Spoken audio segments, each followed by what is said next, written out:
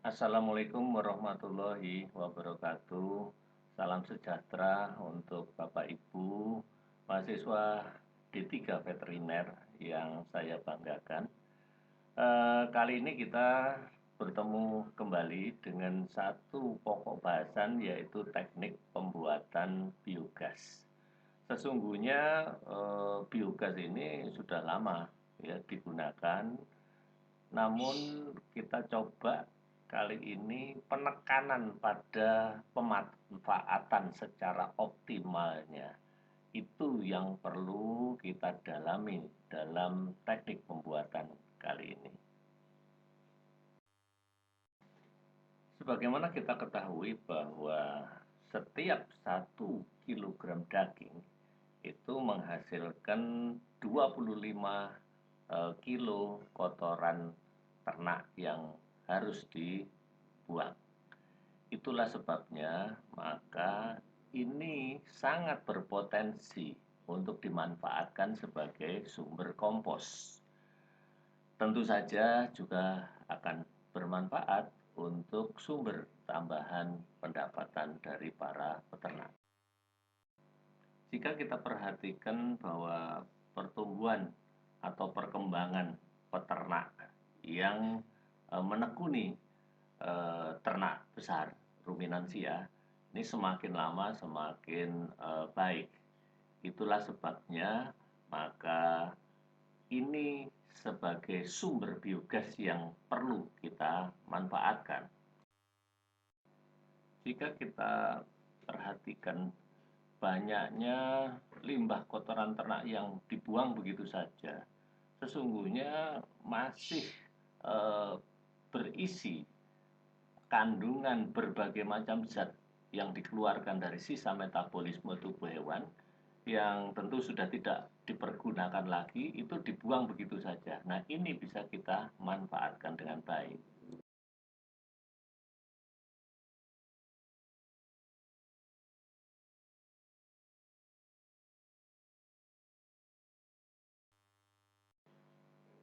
Kontributor terbesar dari pemanasan global itu diantaranya adalah karbon dioksida, kemudian gas metan, nitrogen oksida, dan CFC. Jadi gas metan juga menempati jumlah yang cukup mengkhawatirkan. Dalam video kita terdahulu bahwa biogas yang dihasilkan dari sumber biomasa berasal dari kotoran ternak, maka setelah melalui proses fermentasi secara anaerobik, dia menghasilkan bahan bakar gas yang selalu bisa diperbarui. Proses pembuatannya cukup sederhana. Kotoran tinggal diencerkan, kemudian dimasukkan ke dalam digester. Setelah itu dia akan berproses dengan sendirinya yang dikerjakan oleh bakteri metana, kemudian akan menghasilkan gas metan, dan itu nanti akan, karena lebih ringan, dia akan ada di bagian atas. Kemudian sisa daripada proses fermentasi itu nanti akan berupa lumpur atau sludge, dan itu bisa dimanfaatkan untuk kompos. Tabung digesternya yang dimanfaatkan untuk proses fermentasi juga sangat beragam. Bisa terbuat dari fiber, dari plastik, bahkan dari semen. Ya. Proses pembuatan digesternya juga cukup sederhana. Saya kira bisa dilihat di dalam gambar seperti ini. Nah, kalau sudah jadi ya seperti ini.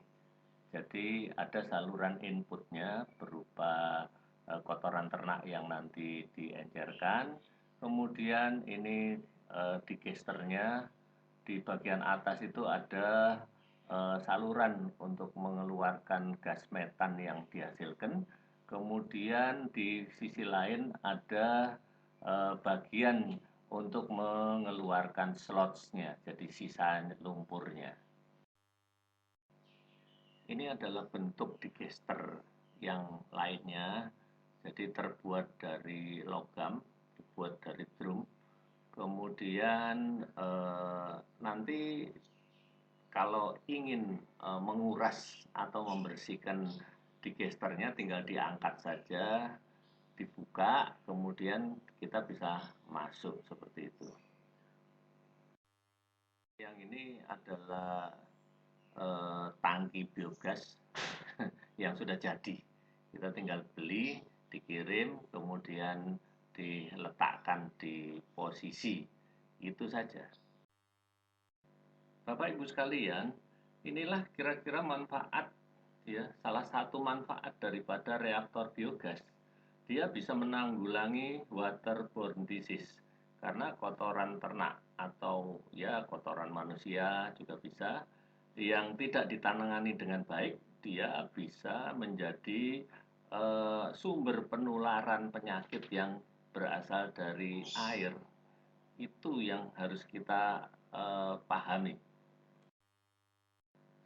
Bayangkan saja jika kita periksa gambar ini, sanitasi lingkungannya tentu sangat buruk, sehingga harus diantisipasi dengan membuat saluran menuju reaktor biogas, supaya semua kotoran itu bisa dimanfaatkan, sehingga tidak ada penyebaran penyakit. Seperti yang sudah disinggung di atas bahwa ini adalah skema dari reaktor biogas. Jadi di bagian kiri itu tampak lubang pengisian. Jadi kotoran ternak yang sudah diencerkan masuk melalui bagian ini. Kemudian ditampung di reaktor biogasnya. Itu di bagian atas karena lebih ringan, gasnya akan naik ke atas. Sementara lumpurnya akan ada di bagian bawah.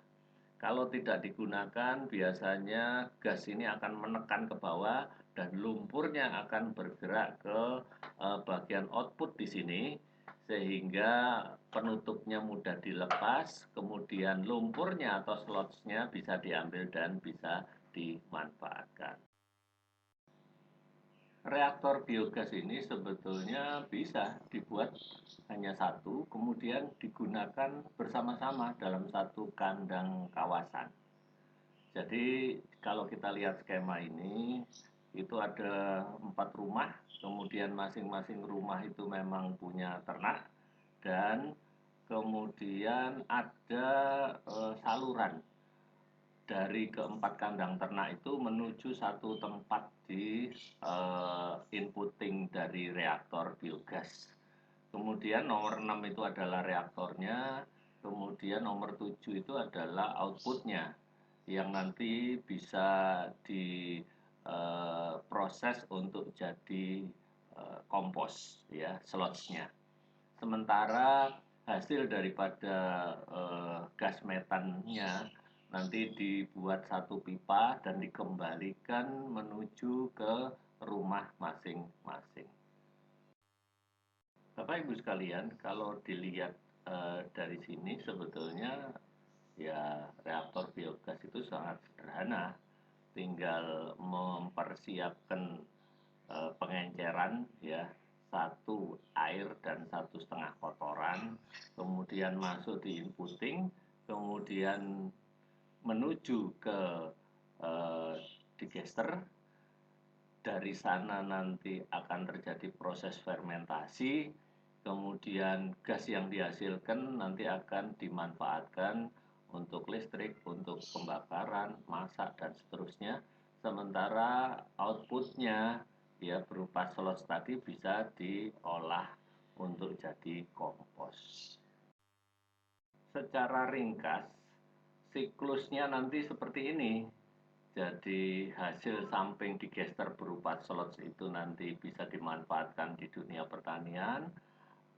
Kemudian tanaman yang dipupuk itu bisa menghasilkan hijauan pakan ternak, kemudian hijauan pakan ternaknya dimanfaatkan oleh ternak sebagai pakan, ya. Kemudian limbah kotoran ternaknya akan diolah melalui digester. Jadi siklusnya seperti itu. Kemudian hasilnya nanti gas metan akan ditampung, kemudian itu bisa dimanfaatkan untuk pembangkit daya, baik berupa daya mekanik maupun penghasil arus listrik. Jika kita konversi, maka pemanfaatan biogas itu antara lain 1 meter kubik biogas itu bisa menyalakan 60 watt lampu selama 7 jam. Kemudian bisa juga digunakan untuk 3 macam masakan, kira-kira untuk 4 orang. Kemudian dia juga bisa jadi pembangkit tenaga listrik yang menghasilkan 1,25 kilowatt. Kemudian dia juga bisa mendinginkan selama 3 jam dari bahan-bahan yang ada di kulkas dengan volume kurang lebih 300 liter, serta bisa menyalakan atau menggerakkan mesin 2 HP selama 12 jam. Bapak Ibu sekalian, itulah yang bisa saya sampaikan secara ringkas dan singkat bahwa teknik pembuatan biogas sebagaimana tadi kita bicarakan. Namun demikian tentu Bapak Ibu kalau ada yang perlu kita diskusikan nanti bisa diteruskan ketika perkuliahan. Saya kira itulah yang bisa saya sampaikan dalam video kali ini. Terima kasih atas perhatiannya. Mohon maaf atas segala kekurangan. Billahi taufiq wal hidayah. Wassalamualaikum warahmatullahi wabarakatuh.